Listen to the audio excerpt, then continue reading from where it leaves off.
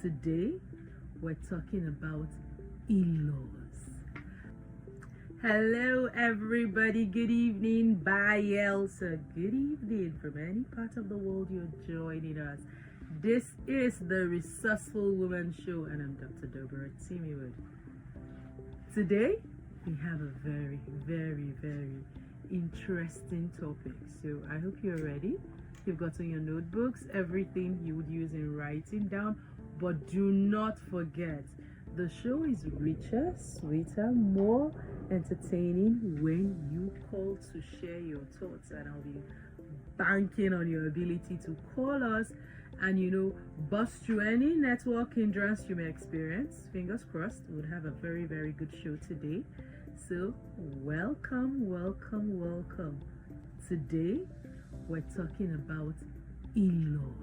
I mean, how do we talk about the Resourceful Woman Show if we don't talk about in-laws? Because on the show we share knowledge on how to intelligently navigate all the phases of our lives: money, marriage, motherhood, mindset. As long as it has to do with a woman, we will talk about it on the Resourceful Woman Show. So today, let's talk about something a lot of people are not very comfortable talking about publicly. Everybody has their opinion, and most times their opinion is in secret. In-laws, interferences, and boundaries. When is close too close? When should you say, hey, pause? When should you honor it as love? This is not hatred. This is love.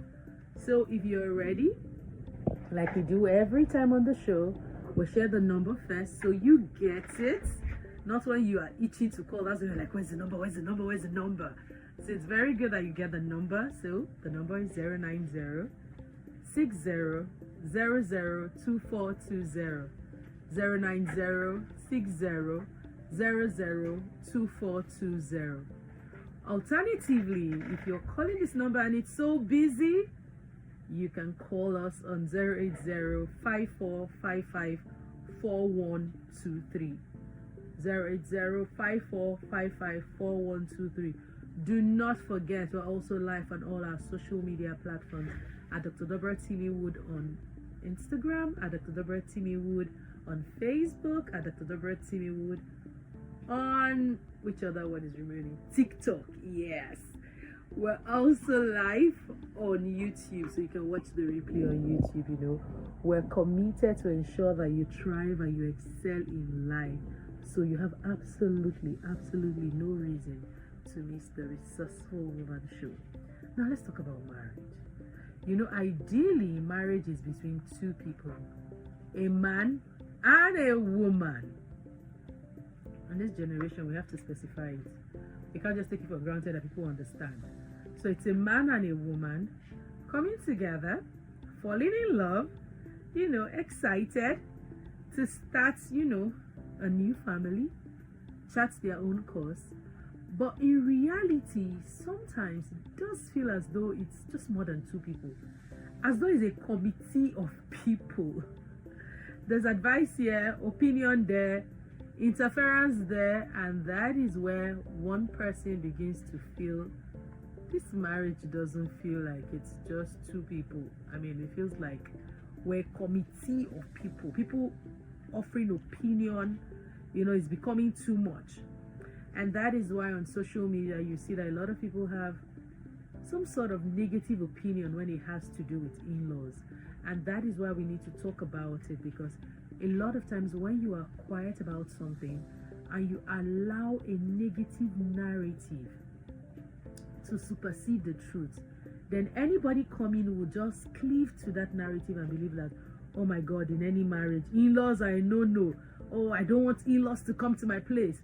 I saw a story on Instagram, and somebody shared that when she got married, she decided with her husband that none of the in-laws from both parts are going to come to their house, that nobody's staying in their house, they don't want any in-law interference and all that.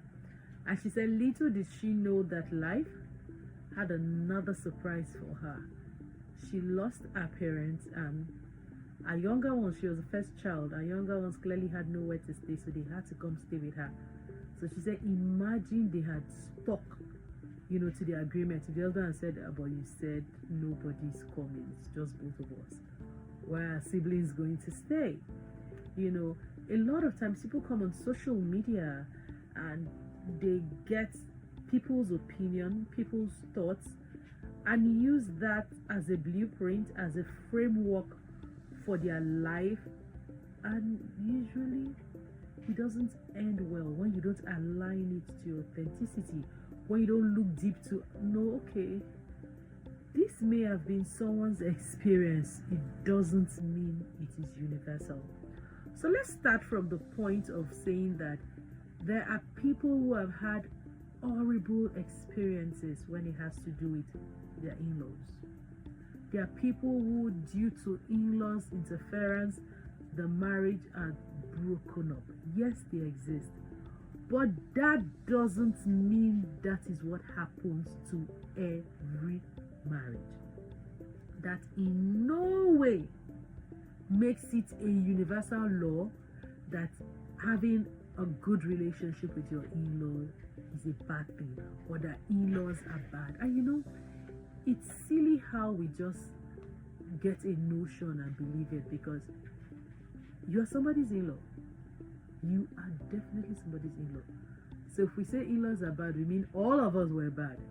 So it's something that we shouldn't delve on. But then again, you might say, Dr. Dobra, if this is what you're saying, what about stories, realities of how in-laws interference have destroyed marriages, has stagnated a marriage, has turned lovers into enemies? What do we do about that? That's what we're going to talk about today on the show. So once again, welcome to the Resourceful Woman Show with Dr. Dobra TIMI-WOOD. Now, like I stated earlier, in-law involvement is not a bad thing in marriage, because whether we like it or not, our African society actually honors it. You have elderly in-laws that provide some sort of support system, and it is usually valued. So family involvement is not a bad thing. It is a valid system, especially in our African society. What corrupts the process is the lack of boundaries. So the question is, do you have boundaries in your marital relationship? When it has to do with your in-laws, do you have boundaries? Because here's what will happen. If there are no boundaries, advice will turn to control. Because if there's boundaries, somebody can advise you, and you have the prerogative to accept or not. It is not compulsory that you must execute every advice or you must align with every advice, But if there are no boundaries and somebody advises you and you don't align to that advice, it now becomes a problem. Closeness becomes pressure. You now want to do this. Support becomes interference. Oh, this is how you should do this. In our family, we don't do this. We don't talk to this person like that. In this family, we don't do this. We don't do that. And that is how lots of young wives feel frustrated. But guess what? A lot of times when we talk about in-laws, their relationships, and the negativity in it, we usually just focus on the experiences of the wife, the experiences of the woman. Men also have bitter experiences when it has to do with in-laws. The difference is men are not just as expressive as women. Our African society has taught men to stomach it, endure it. Don't complain. You're a man up. But that's not necessarily true, because men also have their fair share of unpalatable experiences when it has to do with in-laws interference. So the question today is, where do you draw the line between respecting your family and protecting your marriage? As a married individual, where do you draw the line? How do you draw the line to ensure that the respect you have for your family, the love you have for your family, does not, disrupt your marriage? So let me share the number again. You can call and share your thoughts with me. The number is 090 09060 002420.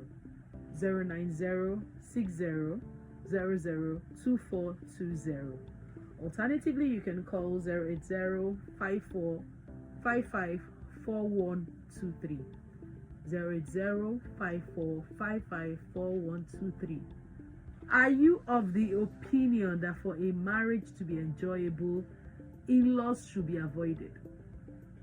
In-laws should not be allowed anywhere around the marriage. Hello? Hello, please, can you speak up?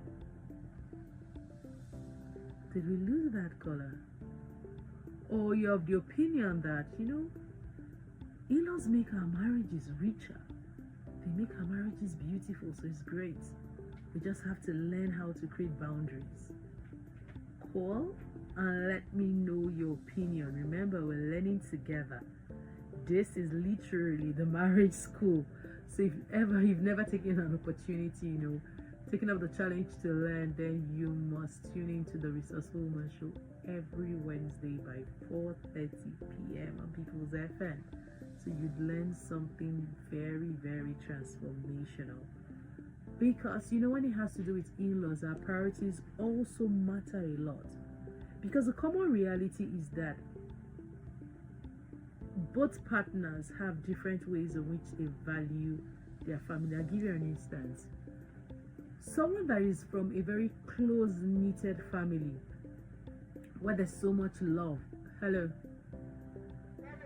Hello, good evening. Okay.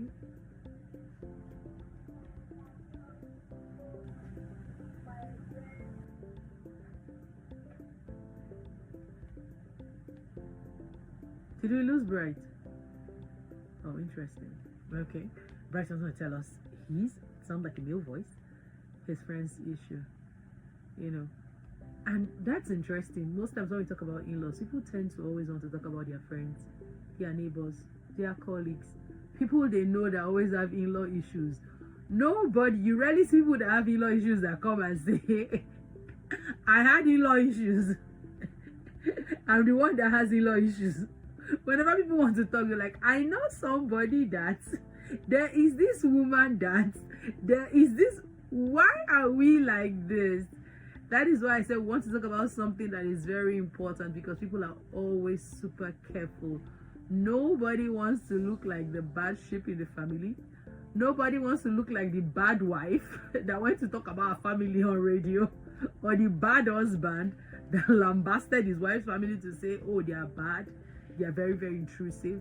But the truth is, some families do not know how to respect boundaries. And most couples do not know how to create boundaries for their relatives to say, you can't do this.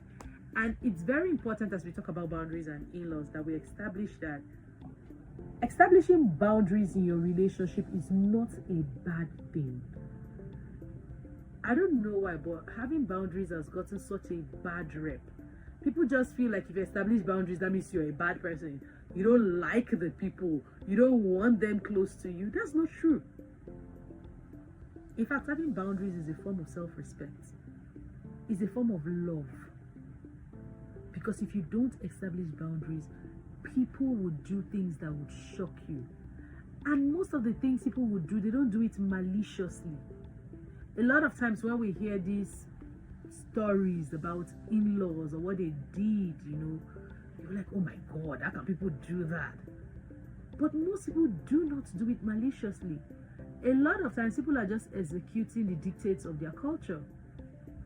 Recently, we had a personal experience where there were certain parts of the culture that an in-law had to experience, and it was shocking even to me.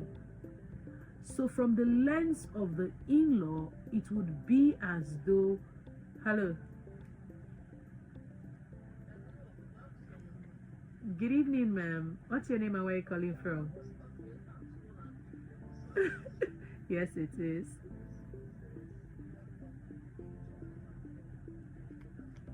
Hi, ma'am.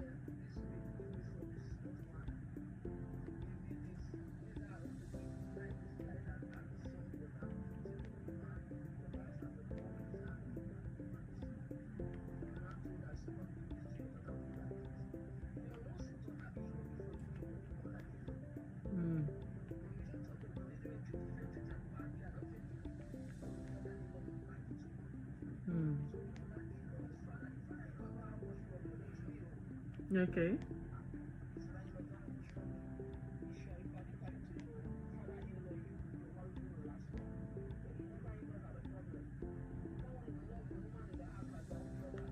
Interesting.